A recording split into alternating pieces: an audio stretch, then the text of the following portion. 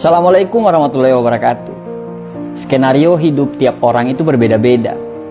Semua manusia diciptakan dengan rezekinya masing-masing. Semua manusia diciptakan dengan jalannya masing-masing. Dan semua manusia juga diciptakan dengan masalahnya masing-masing. Ada orang yang kerja dengan penghasilan besar, tapi jauh dari anak istri. Ada orang yang kerja dekat dengan keluarga, tapi penghasilannya pun pas-pasan. Ada orang cemerlang dalam karir, gaji mentereng, tapi gajinya habis untuk melunasi hutang orang tuanya. Ada orang yang penghasilannya biasa banget, tapi punya orang tua yang tidak punya hutang sama sekali. Ada orang rumahnya kecil, tapi anaknya banyak. Ada orang yang rumahnya besar, tapi Allah belum mengkaruniai mereka untuk punya anak. Ada yang punya karir cemerlang, tapi masih single. Ada yang sudah berkeluarga, tapi karirnya hancur. Tahu nggak, kenapa hidup kita kadang tidak bahagia? Karena kita selalu membandingkan hidup kita dengan kehidupan orang lain. Kita selalu membandingkan apa yang kita tidak punya dengan apa yang mereka punya.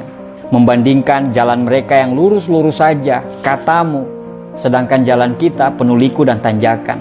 Membandingkan perjuangan mereka yang katamu gampang, sedangkan perjuanganmu begitu sulit. Ya, kalau selalu membandingkan, pasti tidak akan ada habisnya. Manusia pasti punya masalah masing-masing.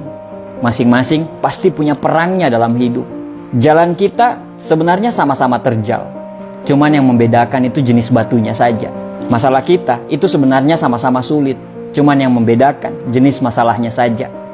Kadang kita lupa untuk bersyukur dengan apa yang kita punya. Kita sampai lupa rahmat yang Allah kasih ke kita saat ini. Rezeki yang dikasih ke kita itu bukan hanya berbentuk uang, badan yang sehat, anak yang soleh, pasangan yang setia, lingkungan kerja yang nyaman, tetangga yang ramah, teman yang gak drama, orang tua yang masih lengkap, dan banyak sekali hal-hal yang sebenarnya bentuk rezeki tersebut bahkan tidak bisa dibeli dengan uang. Jangan beranggapan bahwa Tuhan itu tidak adil. Jangan selalu beranggapan bahwa hidup orang lain itu lebih baik daripada kita. Belum tentu. Jangan pernah membandingkan satu postingan bahagia orang di media sosial dengan 24 jam kita saat itu. Itu tidak adil.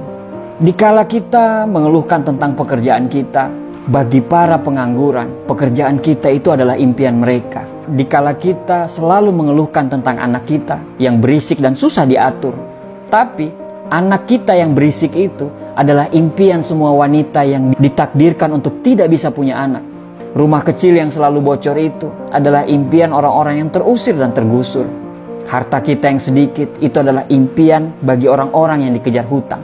Kenapa kita tidak bersyukur dengan apa yang kita punya? Kenapa kita tidak bersyukur dengan apa yang kita miliki saat ini, walaupun sekurang apapun itu? Kenapa kita terlalu sibuk dengan melihat bahagianya orang lain? Kenapa kita tidak mencoba membuat diri kita bahagia? Kenapa kita terlalu sibuk ngurusin rezekinya orang lain? Sampai rezeki yang ada di dekat kita saja kita tidak pernah sadari, bahkan kita tidak pernah syukuri itu. Apa yang membuat kita mengeluh? Apakah dengan mengeluh itu bisa merubah keadaan kita?